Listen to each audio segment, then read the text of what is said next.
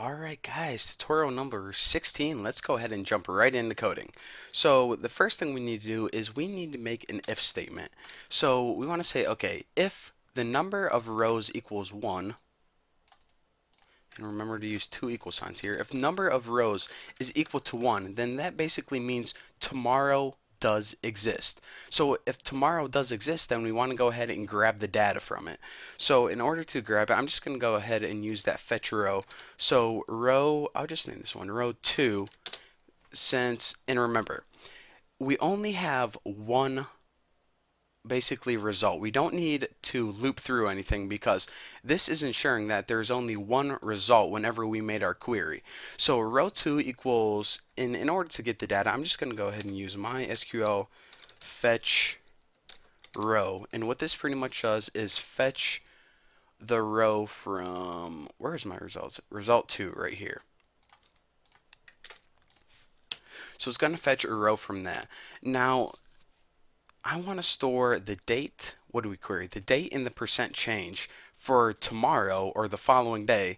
So I'm just going to call it tomorrow, even though it's really the following day and not like tomorrow, like today's January 9th, tomorrow's January 10th. I'm just going to call it tomorrow date, would probably be the best thing. Date. Now, I want to mention this. Whenever you use this MySQL fetch row, it's going to return to you an array. Now, it's going to return to you an array, and the data isn't an associative array. So the very first piece of data is 0, the second piece of data is 1. There is no third piece of data because we only got the date and percent change. So whenever I do this, remember my array is stored in row 2. This is actually an array. So in order to access the first piece of data, just go ahead and pass in 0. And we know this because it's basically the order where you made your queries. So this is the date, and I'm going to store it in a variable called TomDate. And I'm actually just going to go ahead and copy all this crap right here. And row 1, row 2, piece of data number 1, which is actually the second piece of data, is going to be the percent change. So if I just go ahead and copy this, I'll store this in a variable called percent change. And now what I can do is I can actually use that information. So let's go ahead and while we are still inside this if statement, we want to make a separate if statement. So if tomorrow's percent change is greater than 0, that means that the following day the stock price must have went up. So let me go ahead and grab this variable. If tomorrow's percent change is greater than 0, then the price of the stock has gone up. So what do we want to do? We want to add 1 to next day increase. So let me just go ahead and copy this and add a little plus plus, add 1 to that. So whenever the stock goes up, we want to add 1 to this counter right here.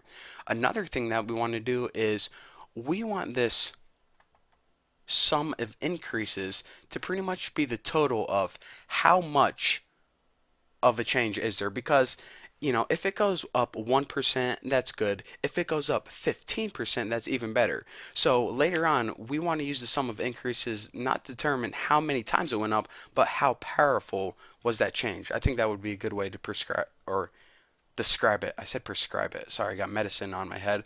So basically, the sum of increases plus equals the tomorrow's percent change.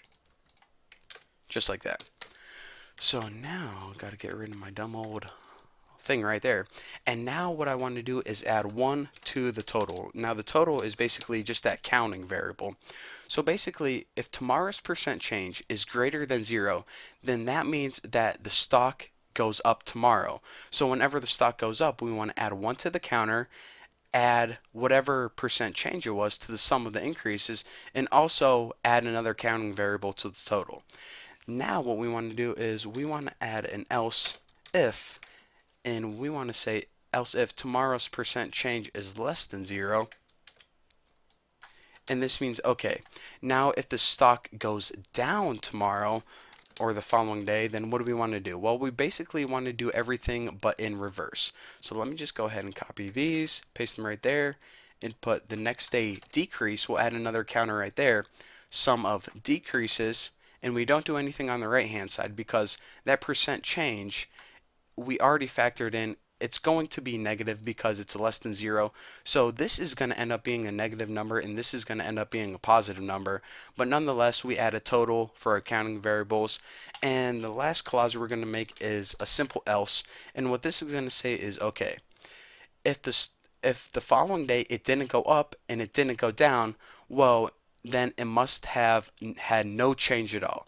So let me go ahead and where is my next day no change?